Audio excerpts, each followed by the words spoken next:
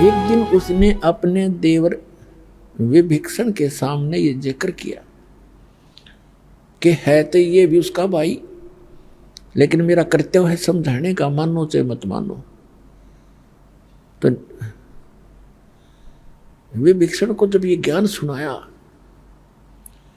तो कहने लगा, मंदोदरी आप ये ज्ञान कहां से लाए, और यदि मेरे भाई ने सुन लिया तो तेरे को ज्यादा पिटाई कर देगा तेरी। मंदोदरी कहने लगी, मैंने तेरे भाई से बता दिया, सारा कुछ सुनाने की चेष्टा की, पर वो मान्या कति नहीं। पिटाई तो नहीं की, लेकिन वचन ऐसे कह दिए कि आगे से मेरे का सामने जिक्र भी नहीं करेगी। तो विभीषण कहने लगा कि आपको कहां से ज्ञान प्राप्त हुआ कि मैंने गुरु बना लिए। एक महापुरुष आते हैं चंद्र विजय भाट के घर पे, मैं वहां दीक्षा लेकर आई हूं। विभीषण कहने लगा, इतना उत्तम ज्ञान और आपने मुझे पीछे क्यों छोड़ दिया, मुझे भी दीक्षा दिला दो। तो विभीषण ने भी परमेश्वर मुनिंदर जी से दीक्षा ग्रहण की। अपने आत्माओं को समय के उपरांत श्री रामचंद्र जी वनवास काट रहे थे और साथ में उनकी पत्नी धर्मपत्नी सीता जी। तो रावण ने सीता का अपहरण कर लिया, अपने नौलखे बाग में उसको बंदी बना दिया, कैद कर लिया और उसको तरह तरह की यातनाएं दी और अपनी पत्नी बनाने की भी कुचेष्टा की, लेकिन वो सती परमात्मा की शक्ति कुछ उसके साथ थी। रावण सफल नहीं हुआ। रावण को कुछ ऐसा श्राप लगा हुआ था जिस कारण से उसका धर्म पतिव्रता का बचा रहा। फिर भी उसकी कुचेष्टा जारी रही। मंदोदरी को भी पता था इस बात का। मंदोदरी भी समझाया करती थी कि आप ऐसी गलती मत करो। कबीर परमेश्वर से मंदोदरी ने प्रार्थना की कि हे गुरुवर, मेरे पति किसी औरत को उठा लाए और पता नहीं वो कौन है, वो बहुत ही सुंदर है और मेरे पति की नीयत खराब है, और पुण्यात्मा एक औरत कभी पसंद नहीं करती उसका पति कोई गलती करे। इस कारण से उन्होंने परमात्मा से प्रार्थना की। परमेश्वर ने कहा, बेटा ये आम औरत नहीं है और रावण इसमें अपनी कुचेष्टा में सफल नहीं हो पाएगा, तू चिंता ना कर। फिर भी मैं बताता हूं बेटा, उसको कह दे तेरे पति को कि इस देवी को लौटा दे, इसी में इसकी खैर है। ये आम औरत नहीं है, ये लक्ष्मी अवतार है और श्री विष्णु श्री राम रूप में अपने कर्माधार से यहाँ वनवास प्राप्त किए हुए थे। राजा दशरथ के घर उनका जन्म है और वो दोनों भाई जंगल के अंदर भटक रहे हैं, इसकी खोज कर रहे हैं। और वो यहाँ तक पहुँचे भी कि एक दिन सेना भी लेकर आएंगे, युद्ध भी होगा, या तो ये इसको सहर्ष अब लौटा कर अपनी अक्षमा याचना कर ले तो इसकी जान बच सकती है, तेरा सुहाग रह सकता है। अब मंदोदरी जी अपने गुरुदेव के एक एक वचन को फाइनल मानती थी कि जो ये कहते हैं सारी सत्य है, क्योंकि वो तो भगवान भी थे। रावण को जाके मंदोदरी ने कहा कि आप इस देवी को लौटा दो, ये आम औरत नहीं है, ये इस भगवान विष्णु की पत्नी समझो, लक्ष्मी जी आई हुई है। और श्री विष्णु जी ही श्री रामचंद्र रूप में जो इनके पति हैं वो जंगल में घूम रहे हैं, इसकी खोज कर रहे हैं। आप इसको लौटा दो और अक्षमा याचना कर लो। रावण ये बात सुनकर ऐसा क्रोधित हो गया, कहने लगा, ये मूर्ख औरत, तेरा दिमाग खराब है। एक दो मांसाहारी मस्करे जंगल में फिरते हैं तीर लिए, उनसे मुझे डराती है।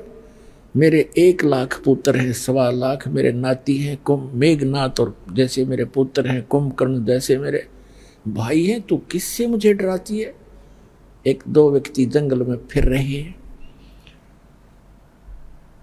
और माफी मांगने की कहती है, क्षमा याचना करने कहती, तेरी बुद्धि चल गई है, बहुत कुछ खरी खोटी कही। अब मंदोदरी को अपने गुरुदेव की बात पर फाइनल विश्वास था, अटल विश्वास था कि ने जो बोला सही है। तब परमात्मा से उन्होंने फिर स्वयं प्रयत्न किया। उधर से सीता जी की खोज करते करते हनुमान जी ने वो सुराग लगा ही लिया था कि रावण के बाग में, नौलखा बाग में वो बैठी है, कैद है। फिर वो तैयारी हो रही थी उधर से सेना की। रावण के पास भी संदेश से आ चुके थे कि आप ये लौटा दो। जैसे अंगद जैसे दूत बनकर भी आ लिए थे और इसने अपनी सारा कुछ कर लिया था। अंगद का पैर भी नहीं हिला था उससे, उसके महाबलियों से। फिर भी बुद्धि काम ना करे थी, क्योंकि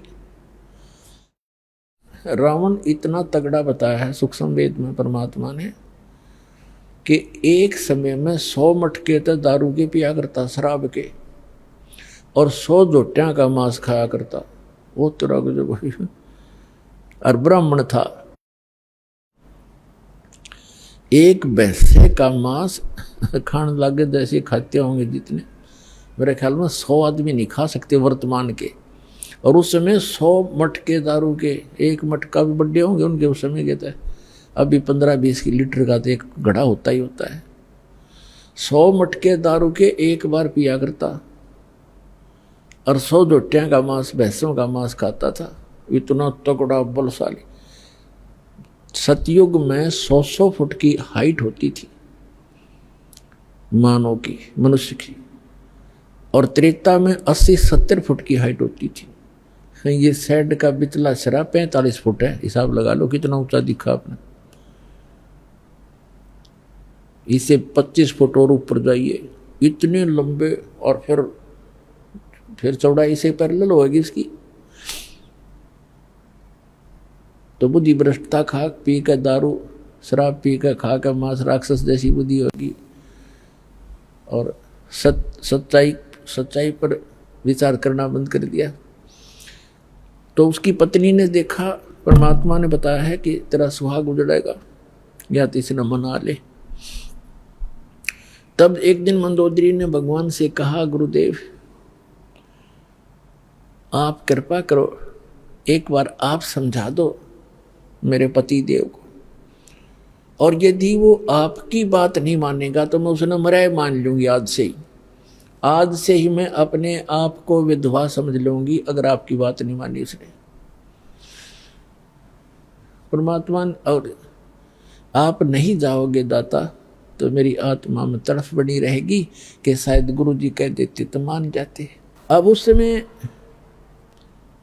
जिस समय ये उसको पता लग गया था रावण को कि सेना बाहर भी इकट्ठी हो रही है और कभी भी आपके साथ कोई गलत घटना घट सकती है, इसलिए वो गुप्त मीटिंग कर रहा था सभी अपने मंत्री महामंत्रियों के साथ, और सभी अपने पुत्र सभी रिश्तेदारों को इकट्ठा कर रखा था।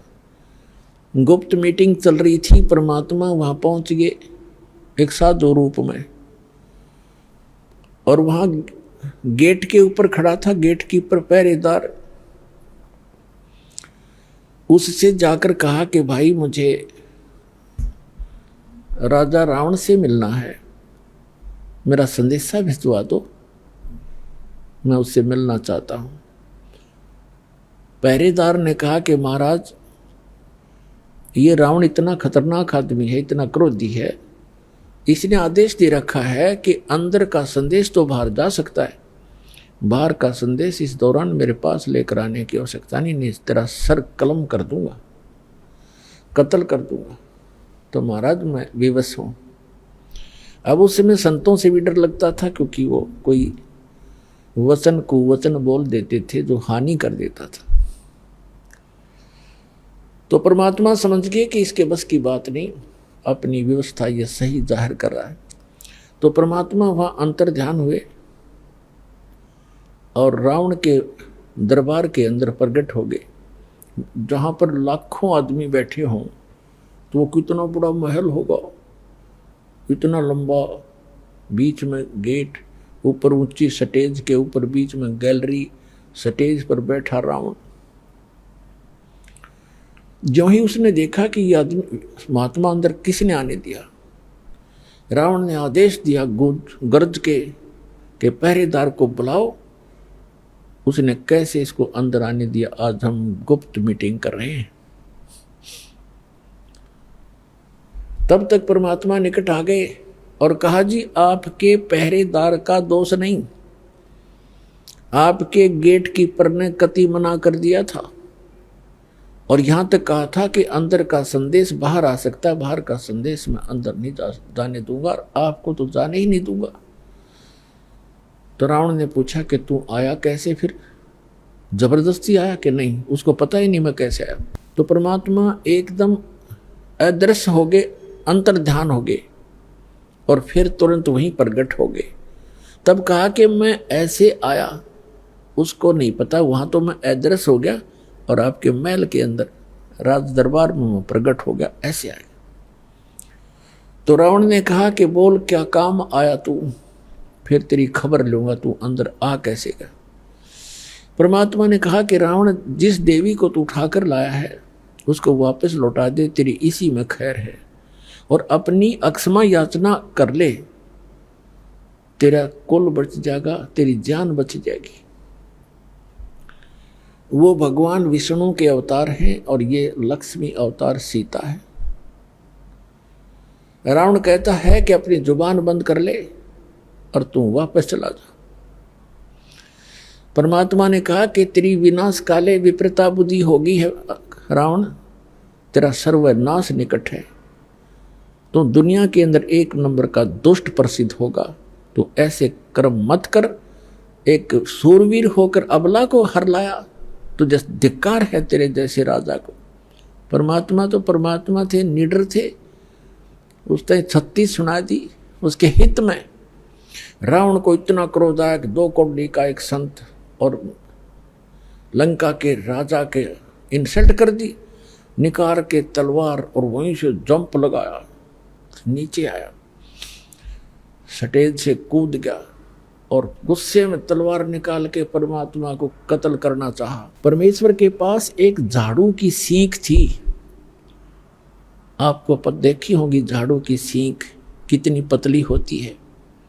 एक सींख, वो तिल्ली सींख लंबी सी, और उसको ऐसे कर दिया, हाथ में ले रखा था, ऐसे कर दिया। रावण ने गुस्से में उसके ऊपर ऐसे 70 कट्टे जैसे लोहे के पिलर का लगता हो उसकी तलवार 70 बार वार किया और सींख को निशान भी नहीं हुआ। और 100 जोटे खाने वाला कितना पहलवान होगा, कितना तगड़ा, पसीने आगे भाई के कांपन लग गया और खड़ा हो गया तलवार लेकर, कहने लगा, अब उसने देख लिया ना मारे तो मरता, एक सींख का निशान हुआ तो उसका क्या बिगाड़ देगा। उसका समझ में नहीं आई कि भगवान है, न सोचा कोई सिद्धि होगी इसके पास। जाके ऊपर बैठ गया स्टेज पर मुंह लटका के और कहने लगा कि तेने जाना हो तो जा, न तेरी बात मैं मानो नहीं। परमात्मा बोले, फिर मैं यहाँ के गड्ढूंगा तेरे पास, तेरे जैसे नालायक के पास, पर मेरे फिर आखिरी वचन सुन ले, तेरा नाश निकट है, तेरी बुद्धि भ्रष्ट हो चुकी है, तो ब्राह्मण हो कैसे जुल्म करता है। और परमात्मा, वो परमात्मा के सब बच्चे हैं, सबको कहना सुनना उसका कर्तव्य बनता है, ये कहकर वहां से अंतर ध्यान हो गए। अब परमात्मा ने जाकर के वहां चंद्र विजय के घर पे बता दिया कि कह देना मंदोदरी को कि मैंने उससे कहा था, लेकिन वो बिल्कुल नहीं माना। मंदोदरी वहीं आ गई कुदरती, क्योंकि बुला लाई जाकर के वो कर्मवती चंद्र विजय भाट की पत्नी, और कहा परमात्मा ठीक है, आपकी बात उसने नहीं मानी तो मेरा आज से वो मन तो मृत्यु मान ली उसकी। परमात्मा बोले, बेटी मैंने अपना जो आपने कहा मैंने वो कर दिया, पर वो नहीं माना। अब उस समय विभीषण भी वहां विराजमान था और दीक्षित था। उसने घर आकर बताया कि अपनी भाभी जी को बताया, मंदोदरी को, कि मंदोदरी आज तो मेरे भाई ने परमात्मा का कत्ल कर दिया होता, पर परमात्मा ने ऐसी लीला करी कि एक सीख ले रखी थी झाड़ू की और ऐसे करती, और उसने 70 बार उसको बहुत जबरदस्त ताकत से 70 वार किए, टस से मस नहीं हुई और मान्या फिर भी नहीं।